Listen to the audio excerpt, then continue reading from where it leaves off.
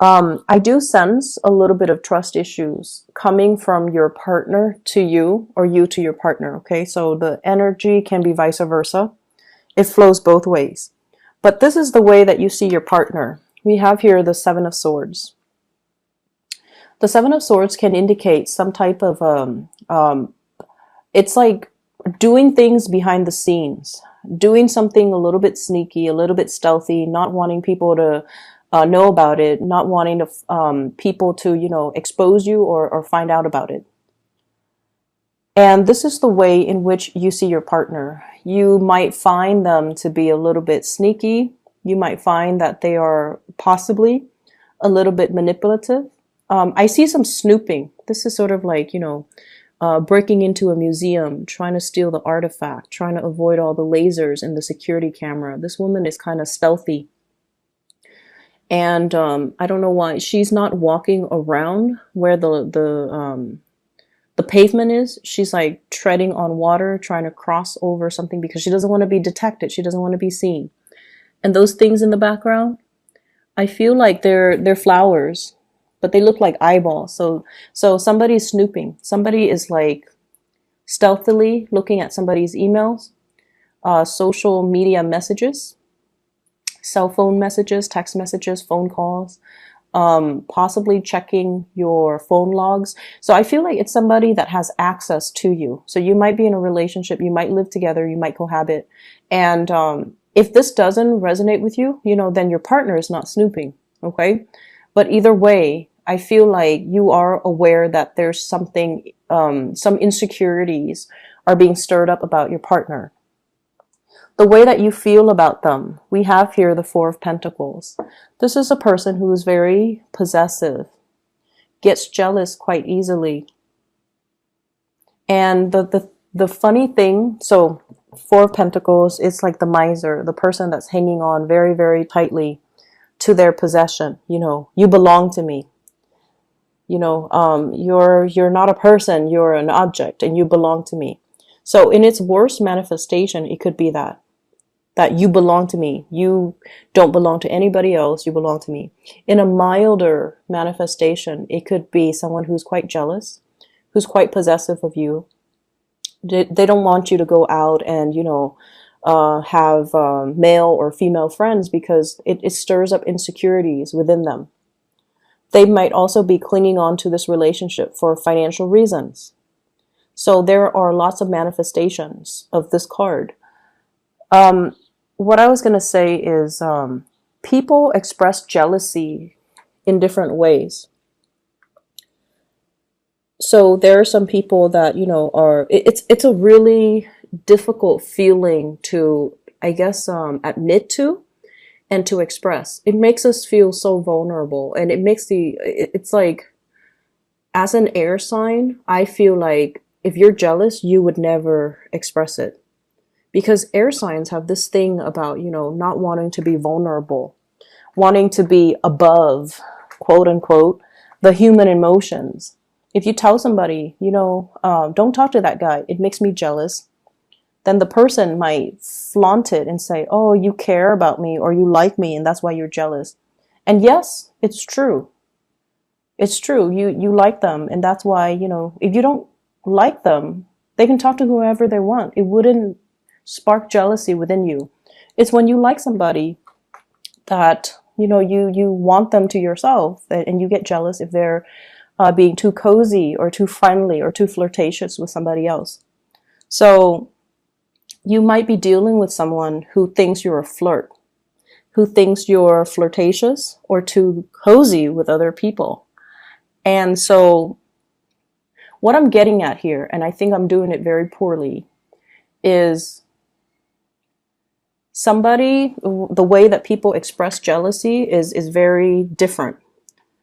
There are the manipulative kinds that, try to wear down your self-esteem. They say things to undermine you, to undermine your beauty, your achievements, your sense of self-worth, because they don't want you to leave them. And they will say and do these things that can be very, very detrimental to your self-esteem.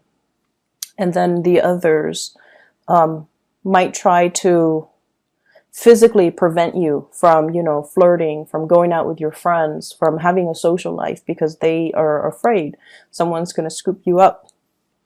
And then there are others too, where, they're a little bit more high-minded, hopefully, and they let you do your thing. But once they've had it, they will walk out. They won't say anything. They'll just walk out.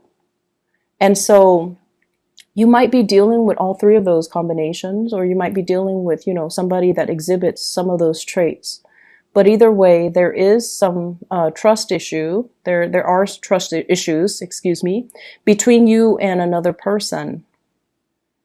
And I feel like, they're a little bit more on the self-contained jealous side, where they are possessive of their partner, but they also believe in the sacred and the sacredness and the sanctity of a relationship. A relationship is between two people, and that's how it should be. And they truly believe in that. And so if they see you flirting, if they see you out and about, socializing with a lot of people, they won't trust you. They won't want to get involved with you. Even though they like you, they might turn you down if you make an offer, because they don't trust that you are monogamous. Okay? And then there are others as well that will try to undermine you, or, will act very aloof towards you, and they might say hurtful things to you, even if they like you, because they don't want to feel vulnerable. So you're dealing with like someone who is quite defensive. And I feel like if you're in constant conflict with another person, it doesn't even have to be over flirtation and jealousy. You're dealing with somebody that has trouble apologizing. When they're wrong, they don't apologize. And it can be very manipulative. It's like you're trying to get to the bottom of an argument. You already know you already know the truth. And then, they kind of throw it back at you. And they kind of make it seem like your fault. So for example, you check their phone, you're like, who's this lady that you're talking to? Rather than answering you, oh, this is my coworker, this is my friend, this is my side woman, they throw the argument back at you, and they're like, why are you going through my phone?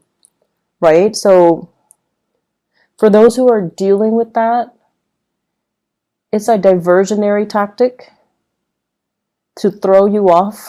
And it's because they know they've been caught. They don't want to apologize, and they're not going to apologize. So you better check yourself out of that relationship, Libra, if you're dealing with that. So either way, I do see trust issues. I see manipulation as well. And I see somebody getting very defensive when they're confronted with some wrongdoing. Okay. And it's not healthy for you to stay in this. I feel like many of you have broken up with somebody that has done you wrong. You're trying to move forward. This is the energy that you exude here, the Judgment card. This is moving forward, new beginnings. Whatever new relationship you've been praying for, I feel like it's on the verge of happening for you. But you have to release exes. You have to release past resentments. You have to release past trust issues. You have to release crushes and relationships that are built on power struggles, dominance, and submission, rather than, true harmony and two people coming together and at a level playing field. So aiming for relationships that are not about, conflict and submission and dominance and power trips and control issues. Moving forward to something healthier, something better for you, something more in alignment with your Libran, balancing the scale energy, okay? And I feel like that's where you're headed right now. But there are still issues from the past that you need to overcome. The way that your love interest or the other person sees you, or the way that people around you sees you, we have here the Five of Wands. This indicates an internal conflict.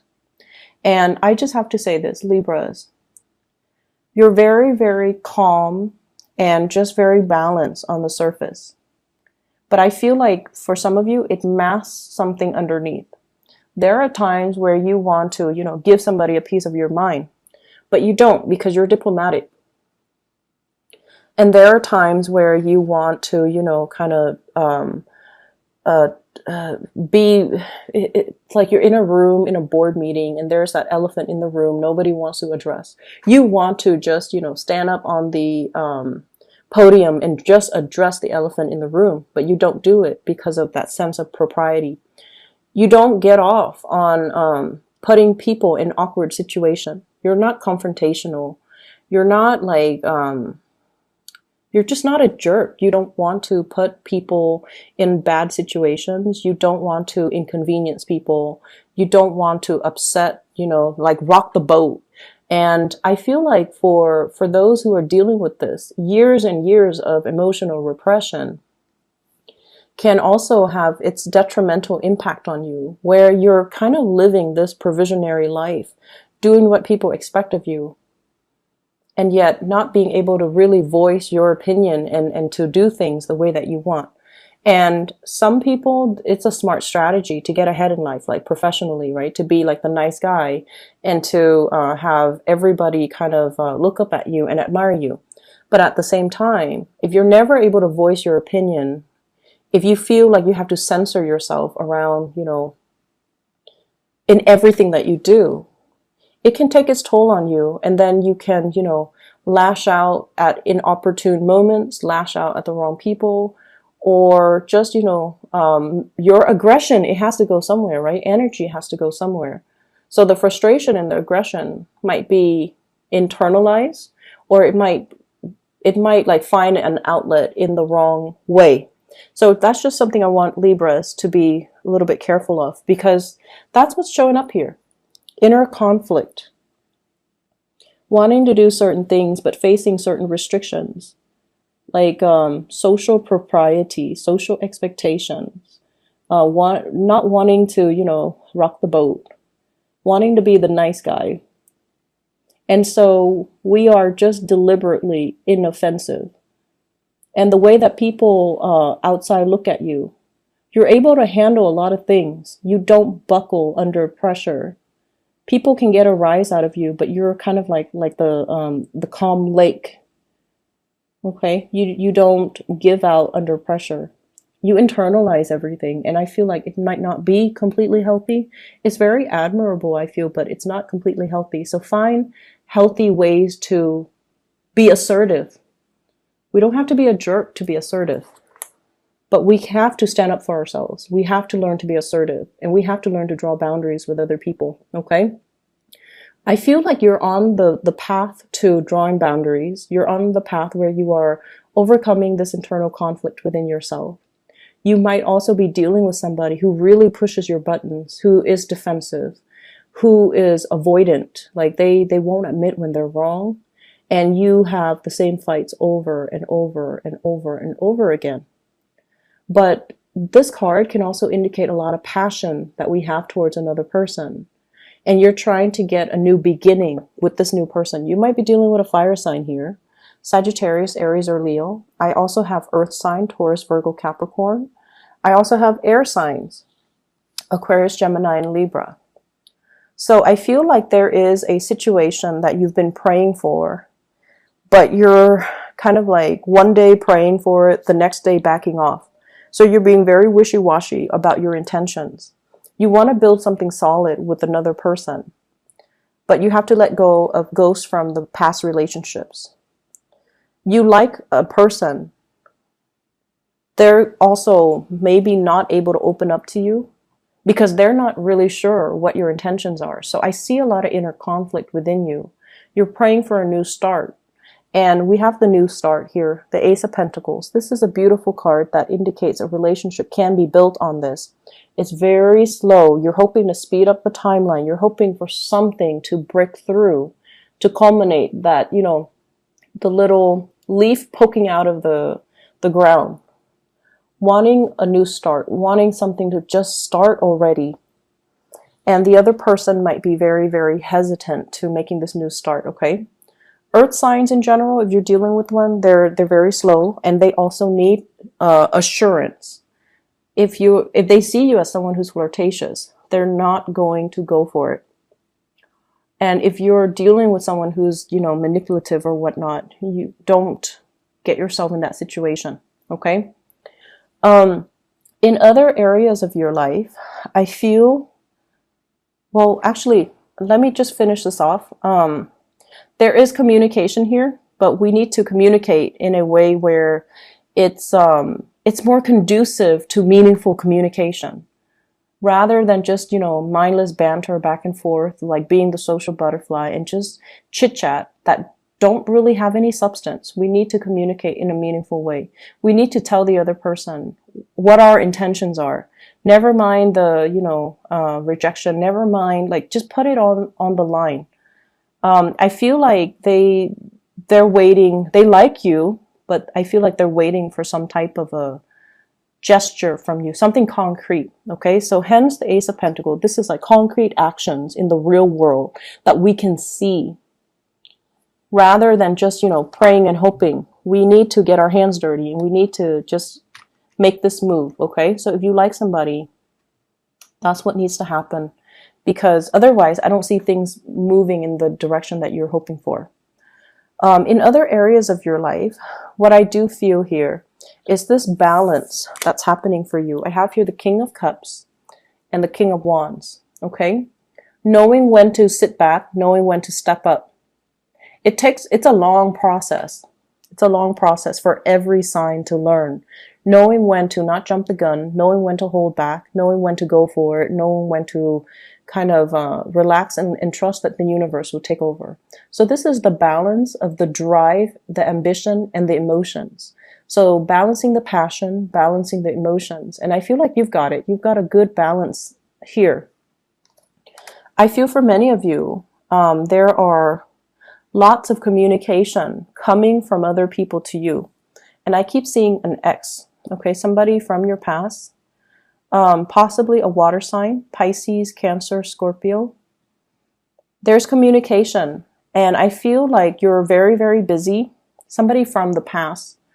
Doesn't even have to be a relationship partner. Somebody that you've known, went to school with, worked with, known casually, whatever the situation might be.